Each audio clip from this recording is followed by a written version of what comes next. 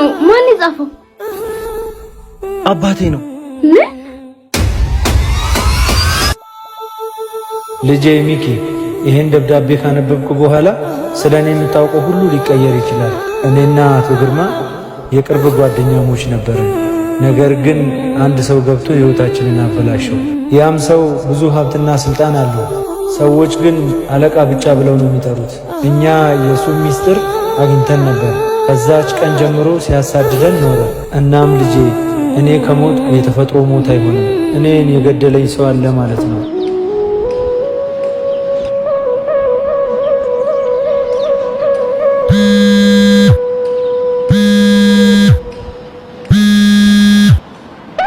ሄሎ፣ ይመስለኛል እየመጣህ ነው።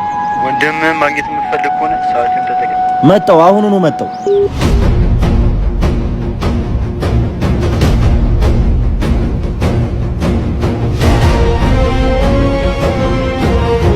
ቦርሳውን ይዘው ወደ ልትሄድ ነው? ናቲ፣ አሁን ለአንተ ማስረዳበት ምንም ጊዜ የለኝም። ሁሉንም ነገር ስመለስ እነግርሃለሁ።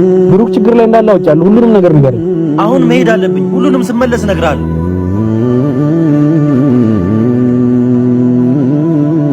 የቤኔን ሞተር ማን ይዞት ሄዶ ነው? ያንተ ሞተርማ ማን ይዞት ሄደ? በቃ እኔን ይዘህ ሄዳ።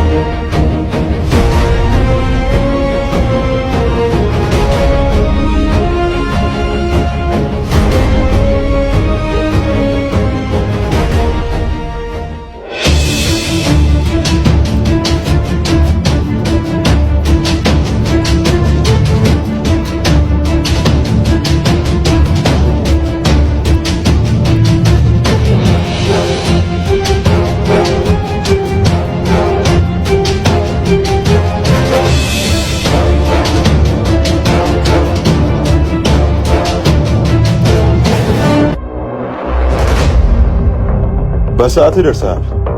ወንድሜን ልቀቀው። መጀመሪያ ቦርሶ ነበር።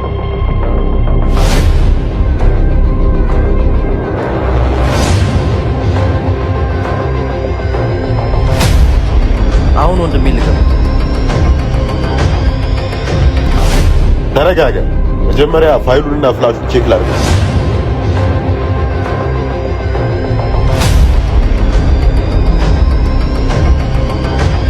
ፍላሹ የት አለ? የምትፈልገውን ወሰድክ አይደል እንዴ? የምን ፍላሽ ነው? ፍላሹ ነው አይደል የምትፈልገው? እኔ ጋር ነው።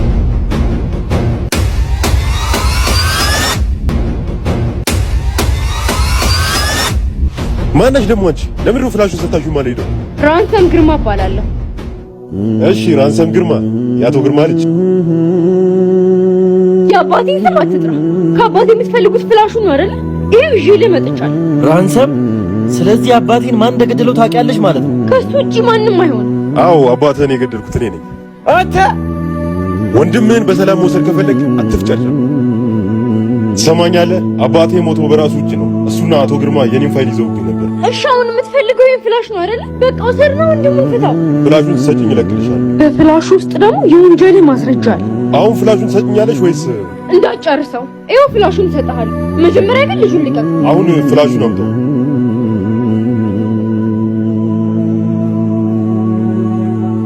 ሂድ፣ ላፕቶፑን አምጣው።